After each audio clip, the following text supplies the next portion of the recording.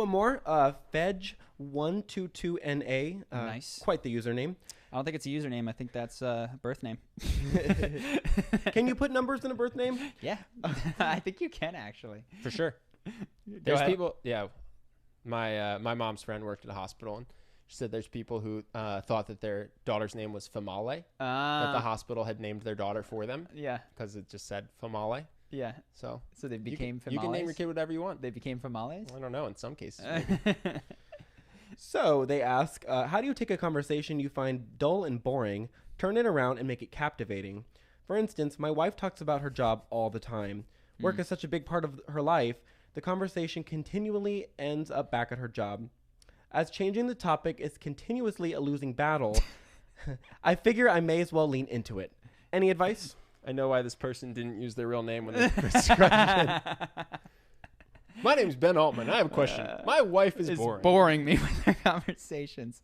So what is? I don't know that I have. The question is, how do you turn? How can I make this? She doesn't want to switch topics. She wants to talk about her work. She wants to talk about this thing. I'm not interested. I've tried to change it. I can't make her change topic. She comes back to this. I'm not interested in this topic. How do I learn to cultivate curiosity in this? Yeah. This is tough because you're ideally, since she's your wife, you're not going to stop talking to her. So you have to talk to her. Does he say that she doesn't listen to his requests to talk about other stuff?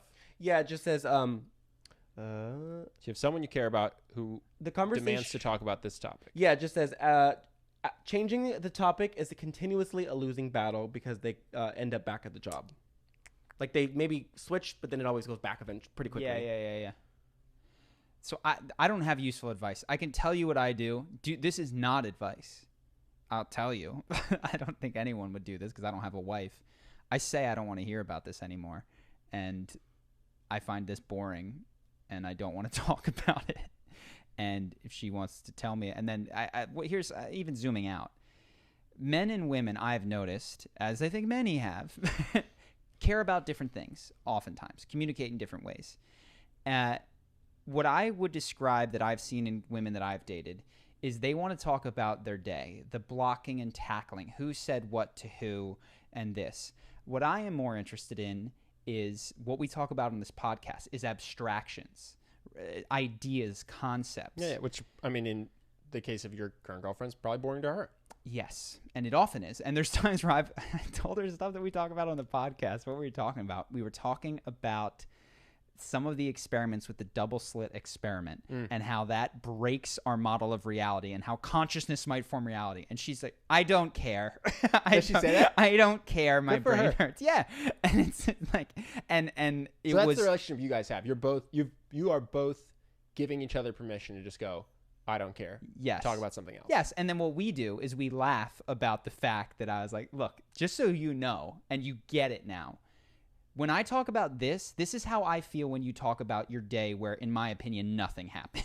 Yeah. And so as boring as this is to you, that's what that is to me. So do you guys just give each other permission to be boring, or do you try Well, we to give each other minimize- permission to be honest is the first thing. Sorry, but is the answer that sometimes you tell her about abstract things and sometimes she tells you about things you find Where boring? we or- actually click is no, we don't.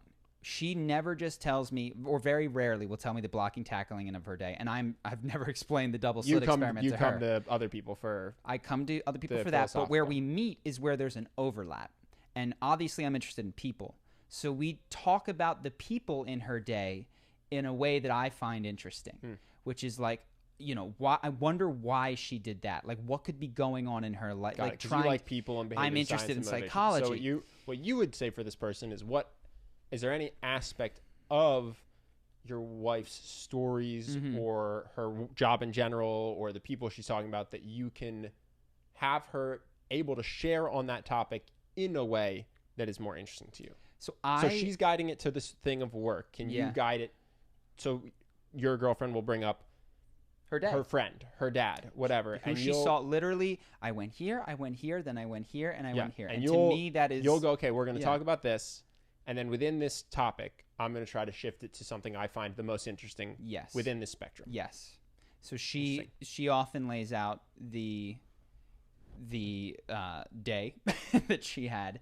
and I find in it the things that are psychologically appealing to me. That somebody like then she said this to me, and there's an interest there. Like, what about what's going on with your relationship? Well, you wouldn't respond to anyone else like that. How come you got so heated? That becomes interesting to me. I don't know that this is advice for anyone else. That just is what I went with once was just listen and be bored. Don't say anything. Die inside, and slowly just get used to not sharing your opinion or how you feel. Yeah. So I wouldn't recommend that. Yeah. I'd say don't go that route. I'm no longer dating that woman.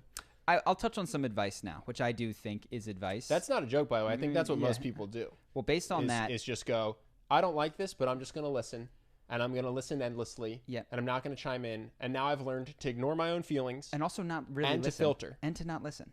To sit here. To be physically present while I do like. And so here would be my advice, is to find a light-hearted way to express the truth. Which is, I think that's one of the things that we do well, is I can laugh at her when she starts this, and she will laugh back because she sees where she's going, and it can work in reverse as well, where she go, this is boring and my head hurts, and I'll just be like, I can't believe that I can't talk about this with you. So find a lighthearted way to express that. Work, my favorite. You know what I mean? Like, yeah, that's fun. Tailor it to your wife's sense of humor. Exactly. That is fun, and that you can both be in on this joke, that you guys are different, but it's not wrong that she's this way. And then second would be to find elements within this sphere that might interest you, and I suspect that there may indeed be more commonality. If you're a fan of our channel and you listen to us, that you could, in the same way that an improv person will hear an audience suggestion of tree and then move into tree house, create something different, that you could take a leap from where she is. So it's still about a person in her life that she cares about, but it's coming from an angle that is interesting to you. So that's the best advice I can give. I don't have a great answer. I am very frank, and I know that that's hard to introduce into established relationships. That's the thing, is most of my advice would be if this relationship were in the earlier innings. Exactly. It's tougher once it's established. Married and you guys have your patterns. Yep. I've never been married. How can I can only postulate. We're going to give. I can't give you experiential advice. It's the truth. I can only hypothesize. Yeah. So this is some of the weakest advice we've ever given, is what I would say. As is anything with regards to marriage, because we've not been there. So good luck. I can only guess. I can only say what I've done wrong. Mm-hmm. Yeah, I think it's funny because we're going to do this video, things we wish we knew about dating in our younger years. But I was realizing I have to give the caveat. I'm turning 32 and I'm unmarried, which is perfect for me. But if that's not what you want, a lot of this advice is probably not what you are looking for. Like, to take my advice is to presume that you are at least somewhat interested in arriving where I have arrived. Otherwise, it's a perfect map to the wrong destination. So this is just an area where I don't know the territory.